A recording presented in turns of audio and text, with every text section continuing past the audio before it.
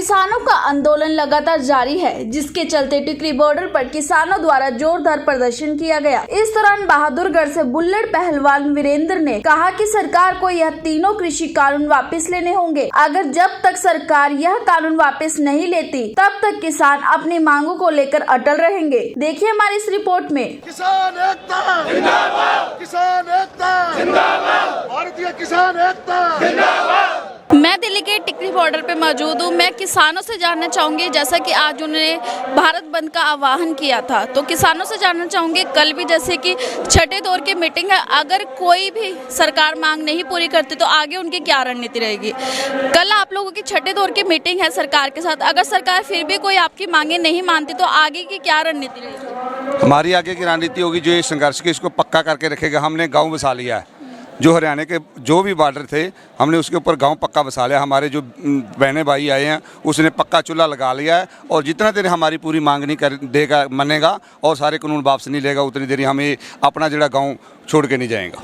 जैसा कि हमने देखा है पंजाब से किसानों को, हरियाणा के भी किसानों का पूरा समर्थन मिला है, इसके ऊपर क्या कहना चाहिए। देखो हमारे छोटे भाई वीरेंद्र जी है, इसने बहुत हमारे को सहयोग दिया हरियाणा का।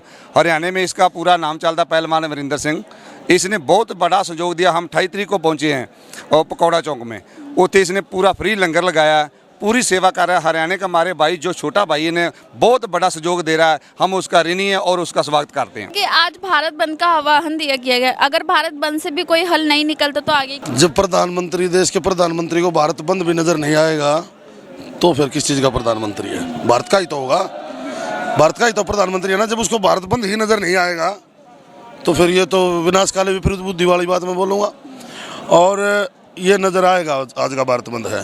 कल छठे दौर की मीटिंग है, क्या उम्मीद लगती है, क्या इस बार सरकार को इस पर हल निकाल पाएगी। जी, सरकार हल निकाल पाएगी 100%, क्योंकि जो दबाव सरकार पे है और ओरिजिनल है, गलत नहीं है। ये मांग है, जायज़ है, सरकार की मंशा में खोट है, तभी तो इस बिल में बोला है कि आप कोर्ट नहीं जा सकते।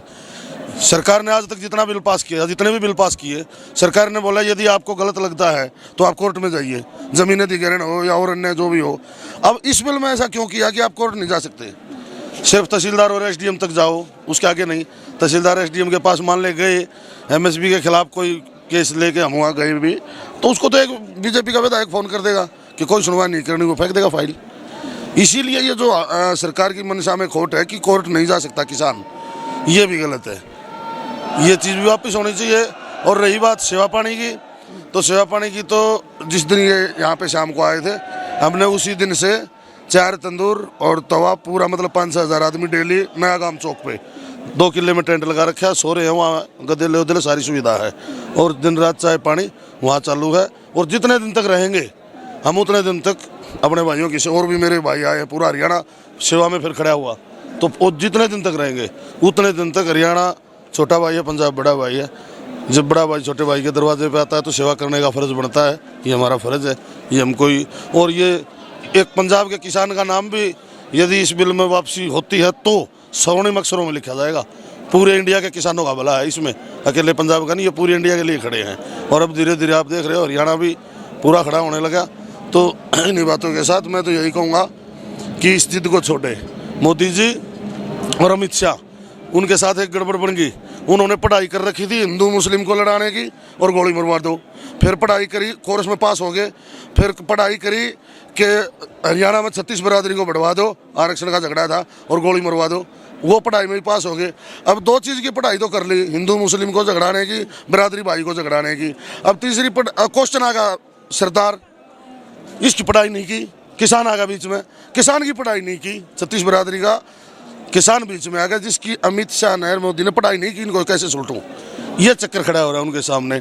गलती से दर्जी से पजामा कट गया, अब कच्चे के फायदे गिनवाने लग जाओ, कच्चे में ये लगता है कच्चा अच्छा होता है पजामे से। इस चक्कर में सरकार फंसी हुई है और हर हाल में उनको मानना पड़ेगा, वरना जितना ज़्यादा वो लेट करेंगे उतना ज़्यादा इस मामले में और भी, मतलब चाहिए तो उनको अच्छा करना। किसान क्रेडिट कार्ड है, किसान पेट्रोलियम कार्ड बना दो। अब क्या बोल रहे हैं, 1 फरवरी पे इतनी फसल खरीदी जाएगी। अरे 1 फरवरी पे 20 रुपये सस्ता डीजल दे दो ना किसान को।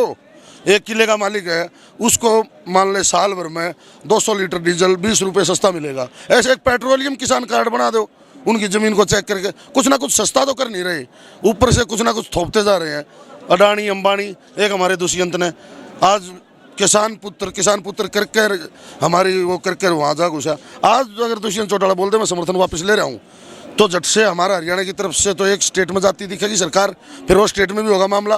तो कहीं ना कहीं मैं तो 3 लोगों को दोषी मानता हूँ। एक तो जो 200 400 किले ले गए, स्टोर बना गए अडानी अंबानी, और तीसरा है दुष्यंत। इन 3 लोगों के कारण आज पूरा किसान बर्बाद हो रहा है, क्योंकि वो तो मोदी जी के कहने से गोदाम बना लिए। अब यहाँ तक कि हमारा कृषि मंत्री तक ये बोल रहा है देश का कि अब इन्होंने गोदाम बना लिए, इनको क्या जवाब दे। और इधर से दुष्यंत, अगर दुष्यंत भी ये कह दे कि भाई या तो इसको पास करो वरना मैं समर्थन वापस लेता हूँ, वापस समर्थन की एक बार घोषणा कर दे, समर्थन वापस कर दे दुष्यंत, उसी टाइम हो जाए। कल छठे दौर की मीटिंग के बाद भी अगर किसानों की मांगों का कोई हल नहीं निकलता तो देखने की बात ये है आगे किसान क्या करते हैं। कैमरामैन शिव ठाकुर के साथ शिवानी कौर, दिव्य दिल्ली न्यूज। ताज़ा तरीन खबरों को जानने के लिए अभी टाइप करें दिव्य दिल्ली न्यूज। नीचे दिए गए सब्सक्राइब बटन को दबाएं और नोटिफिकेशन के लिए दिए गए बेल आइकन को क्लिक करें। हमारे वीडियोस को लाइक, शेयर और कमेंट करना ना भूलें।